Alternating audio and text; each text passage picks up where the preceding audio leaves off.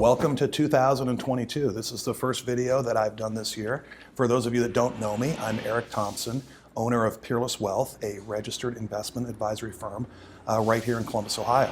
So the title of this video, I wanted to make it kind of catchy. It's Ford or Bitcoin? And I'm going to answer that question, but really what that title does is it encompasses what I call a bit of a sea change and a wake-up call in the investment world these days, and really a teachable moment for me and my clients and my would-be clients. Really, one of my main roles as an advisor is to be the voice of reason when times get maybe a little bit too euphoric and optimistic, and then maybe other times when things get a little overdone on the pessimistic side, and sort of keep people from making mistakes in those types of environments. And I think the last, especially the last 6 months, has proven that out. And I'll go back about a year and a half when we were kind of in the middle of the pandemic. And there was a big movement, especially with the younger generation, to gravitate toward a lot of these investments that were working very well. A lot of people called them stay-at-home stocks, companies like Peloton and DocuSign and Zoom Video, because these are companies that we actually needed more of during the pandemic. And a lot of people just gravitated those, bought those, bid them up and up and up. And occasionally I would get questioned and say, hey, should we own some of these in our portfolio? And I said, well, these things are great. They're amazing companies, but the valuations are just crazy high. And there were also a lot of, you may have heard the term IPO, that's initial public offerings. 2021 was the biggest year for IPOs ever, both in terms of dollar volume and numbers of IPOs. And these things get a lot of media attention. But again, media attention isn't always good, and sometimes it leads investors to invest precisely at the wrong time. So these were hot investments back last year, and even in the latter part of 2020. But it reminds me of a quote, and I can't remember who said this. I think it was a famous investment or money manager. But the quote is, "No one is consistently hot, so I'd rather be consistent than hot." And that's kind of been my philosophy, is I tend to stay away from the hot things because they tend to end badly. So I'm going to answer the title of the video, Ford or Bitcoin, but so let's figure out where we are now. So in 2021, again, it was very popular, especially to the late 2020, to buy companies like Peloton, DocuSign, Zoom Video. The other big phenomenon was Bitcoin, and there was an IPO of Coinbase, which is an exchange to trade Bitcoin. Robinhood IPO'd, which is kind of a way for people to trade stocks and cryptocurrencies. But I'm going to go through some of these. These are the returns for 2021. Coinbase down 10%. Peloton down 76%. Robinhood down 60%. DocuSign down 31%. Zoom Video down 60%. Again, can't be consistently hot. These things can end badly. Now, the broad market, the S&P 500, which is the largest, most established companies out there, returned about 26, 27% last year, positive, and those were all negatives. And it's not that they're bad companies, they got way too highly priced. And then when the tide turns, these things sold off really hard. And I'm using Ford stock as an example, not because I own Ford stock, not because it's any of my client portfolios, but it represents a non-flashy, old line, 100-year-old company that maybe doesn't get the media attention. It made 137% last year. That's more than double just by owning Ford stock. So what's happening, especially the last 6 months, is people are waking up and they're getting back to things that have earnings that are priced at reasonable valuations, that make real products, that pay dividends. So high quality names. That's been the difference the last 6 months. And I'll get back to the initial public offering. There were 384 IPOs in 2021. Again, the most ever. 2/3 of them are down from their initial offering price. And the average decline has been about 10%. So 2 out of 3 IPOs have lost money in a year where the market actually did really well. So sometimes the things that get the media attention that are hot for a time don't work out as well as sort of well as the hype tends to forecast that they're going to work out.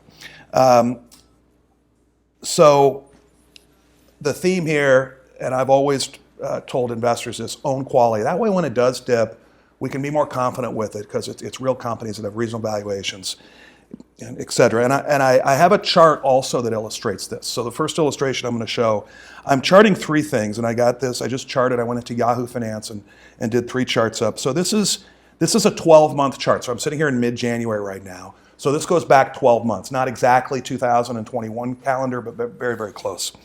And it charts 3 things. It charts the S&P 500, which is the light blue line. It charts Ford stock, which is the very top line. You see that made 130 some percent. That was the best performer. And then it charts Bitcoin, which is the red and green line. And what you see there is that the last 12 months, I think Bitcoin made 9%, the S&P 500 made 22%, and Ford again made that 131%. So some of the things like Bitcoin that get a lot of media attention, not always a great place to invest. Now, in all fairness to Bitcoin, if I go back 5 years, it would have been the best performing investment. But I think it's finally kind of, people are realizing that there's a bit more risk there. In fact, I did a video back in March of last year, so just, 10 months ago, something like that, warning investors not to get too carried away with some of the speculative areas like IPOs and cryptocurrency. And as you can see that on the chart there, it's a lot more volatile. There's a lot more ups and downs. And my thoughts are the same on that asset group, on the digital currencies or cryptocurrencies. I don't think they're going away. I think they're going to be a big part of our future, but I'm always going to be biased toward owning companies rather than currencies. I'm always going to be biased toward things that pay dividends, that have earnings, that have a product, other than simply a medium of exchange. If 10 years from now, I'm not sure what currency I'll be using, but I'll probably still be buying things from Target. I'll probably still be paying my Apple and Verizon phone bill. Probably still be buying, Microsoft software. Whether or not I use the dollar, a digital dollar, Bitcoin, whatever medium I use, those companies are still going to make money. And so that's what I'm always going to be biased toward. So I thought that was a really good sort of teachable moment for investors, that about the time that the media starts really kind of gravitating towards something and feeling like you're missing out, sometimes that's about the time when, at least for me, when I get a little cautious, because it tends to go the other way. And I have one more example of that I thought I'd share because I find the numbers very intriguing. Tesla as a company, phenomenal company. If you've ever ridden in one of their vehicles or driven them, absolutely amazing product. Well-run company. Elon Musk, of course, very, very successful. But investors have bid the stock up to what many think is a fairly unreasonably high price.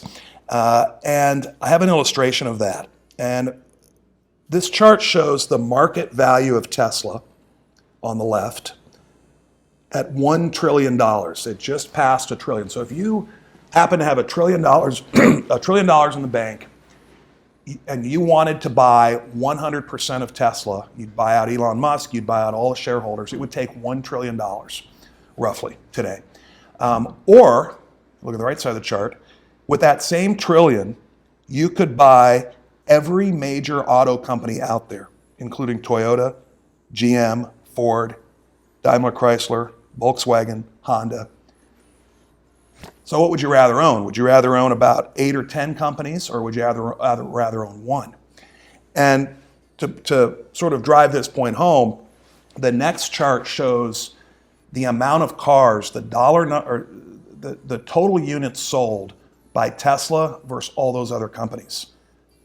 And it's night and day. These other Tesla has about 3% market share. So these other companies are selling 97% of the cars, and they're valued way, way, way less. Now, Tesla's growing a lot faster, and they'll probably get more and more market share. But that's an example of a company that is loved and is well run, but also very expensive. You could have the the very best house in your neighborhood, but it's probably not worth 10 times as much as the medium house in your neighborhood. So, so those are the things I look at and those are the things I remind investors of whenever they get kind of swayed to buy sort of the hot investments. What I tend to own for most of my clients are reasonably valued companies that are established, that have been around a while, or mutual funds or index funds that own those type of companies. But we had a really good year. Let me remind everybody that. The S&P 500 went up 26, 27%. Small caps went up 15, 20%. International, not that great, maybe 10%. Real estate investment trusts that I did a video on not too long ago, those probably had the best year, went up 35, 40%. So we really had a good year. The S&P 500 names are making the most profit they ever have. Be prepared for dips. We haven't had one in a while, but we're long overdue. But if you own quality, we ride it out. So to summarize this, own quality. Don't get too enamored by the latest, hottest thing, because as we've seen lately, what starts hot can sometimes end badly. I hope you learned something, and I hope you continue to tune into my videos. Thank you.